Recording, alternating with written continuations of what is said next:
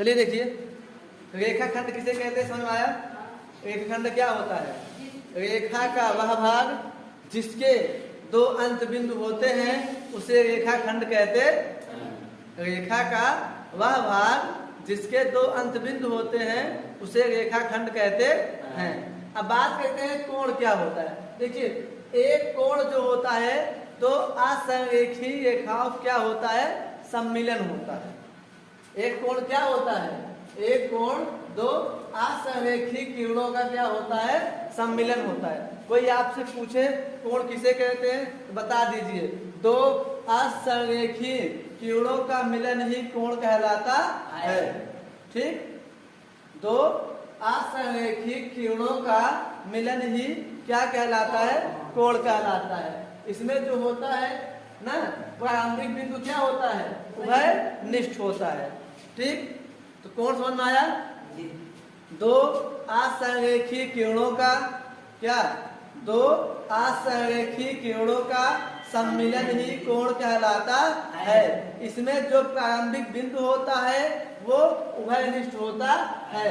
जैसे ये आपका क्या है, प्रारंभिक बिंदु है, ये बिंदु जो है इसमें भी है और इसके लिए भी है।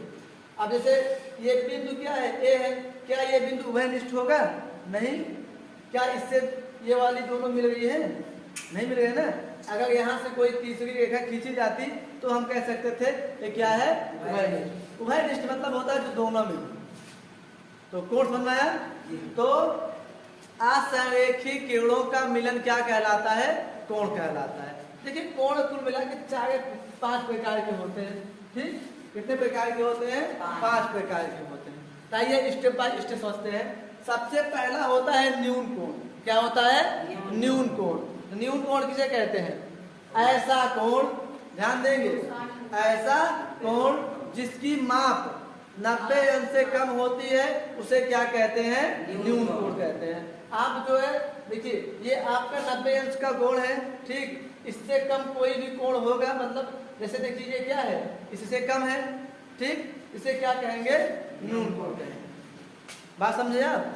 कोई दिक्कत? आगे चले तो न्यून कोण समझ में आया?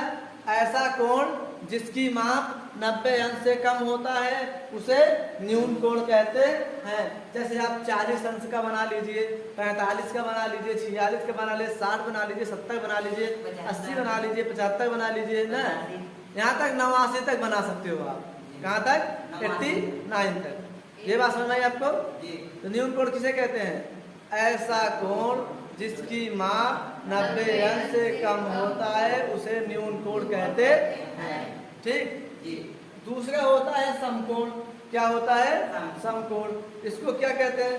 ऐसा कोण जिसकी माप 90 अंश होता है। ऐसा कोण जिसकी माप 90 अंश होता है उसे हम समकोण कहते।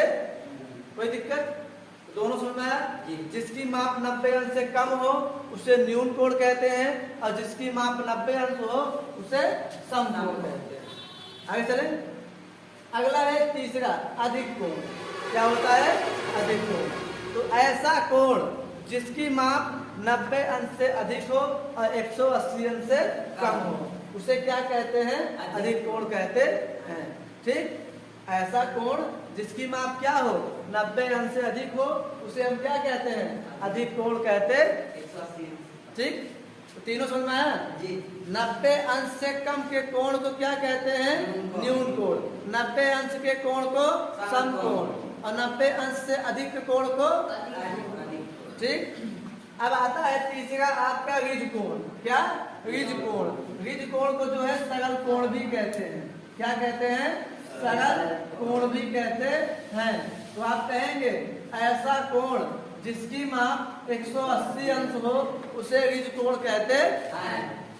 ऐसा कोण जिसकी माप 180 अंश हो उसे ऋज कोण कहते हैं।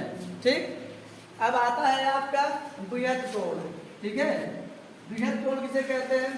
ऐसा कोण जिसकी माप कितनी हो, 180 अंश से अधिक हो उसे क्या कहते हैं? बृहद कोण कहते हैं। कोई दिक्कत? याद हो गया? 90 अंश से कम के कोण को न्यून कोण कहते हैं। ऐसा कोण जिसकी माप 90 अंश हो उसे समकोण कहते हैं। ऐसा कोण जिसकी माप 90 अंश से अधिक हो उसे अधिक कोण कहते हैं। ऐसा कोण जिसकी माप 180 अंश हो उसे क्या कहते हैं? ऋजु कोण कहते हैं। और ऐसा कोण जिसकी माप जो है 180 अंश से अधिक होती है उसे क्या कहते हैं? बृहत कोण कहते हैं। कुल कोण कितने प्रकार के हो गए? 5। देखिए एक दो कोण और है, कोणों से संबंधित परिभाषाएं हैं। पहला होता है, आप लोग सुने होंगे, पूरक कोण। क्या होता है? पूरक कोण। ठीक है, पूरक कोण। तो ध्यान देंगे, यदि दो कोणों का योगफल 90 अंश होता है तो उसे पूरक कोण कहते हैं। समझे? जैसे 35 55 ना, 35 और 55 क्या है? पूरक कोण है। क्यों? क्योंकि इन दोनों को जोड़ने पर 90 अंश आता है। ठीक है, क्योंकि इन दोनों को जोड़ने पर क्या आता है? 90। कोई दिक्कत? जैसे 50 और 40 पूरक कोण। 50 और 40 क्या है? पूरक कोण। पूरक कोण समझ में आया ना? यदि दो कोणों का योगफल कितना हो? 90 अंश हो उसे क्या कहते हैं? पूरक कोण कहते हैं। ठीक। अगला होता है समपूरक कोण। क्या होता है? समपूरक कोण।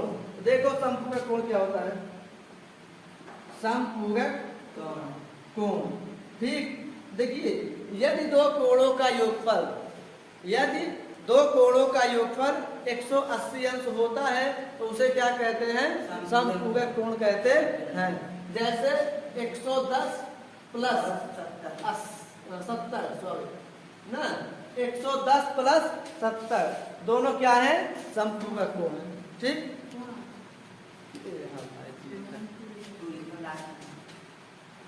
देखिए पूरक कोण और समपूरक कोण से क्वेश्चन कैसे पूछता है ना, इसको आप लोग ध्यान दें। जैसे आप लोग को कह देते हैं कि एक कोटि पूरक ना, या एक पूरक कोण का मान क्या है? 40 अंश है। एक पूरक कोण का मान क्या है? 40 अंश है। तो दूसरे पूरक कोण का मान बताओ। 140। कैसे?